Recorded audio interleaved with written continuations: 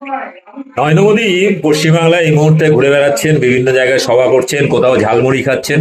অনেকটা তৃণমূলকে বা মমতা ব্যানার্জিকে অনেকটা ইয়ে করার মতো, মানে কপি করার মতো।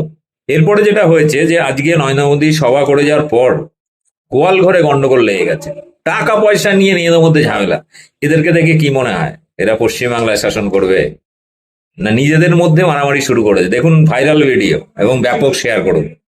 রামলাল সালাম জেলার চাটুকারি সালাম আবার জেলার চাটুকারি সব জেলার চাটুকারি লোক দেখছে মেরে দেবো একবারে তোকে সালা জেলার চাটুকারি তুই সালা কোষাধ্যক্ষ কত লক্ষ টাকা চুরি করছিস মেরে দেবো কাট দে কি করেছিস তুই কার আমি দিদি কাট দে তুই কাট দে দেখুন কটা সভাতে বক্তব্য দিচ্ছ তৃণমূলের বিরুদ্ধে?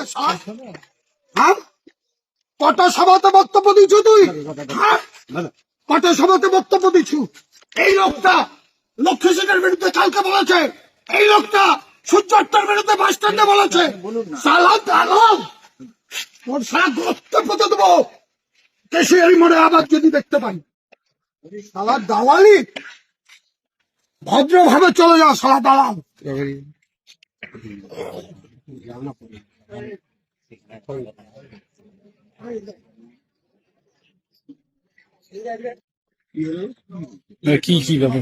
কিছু হয়নি, দলের অভ্যন্তরীণ ব্যাপার। আমি বিজেপির কর্মী না, আমি সেই সব বলতে যাব না।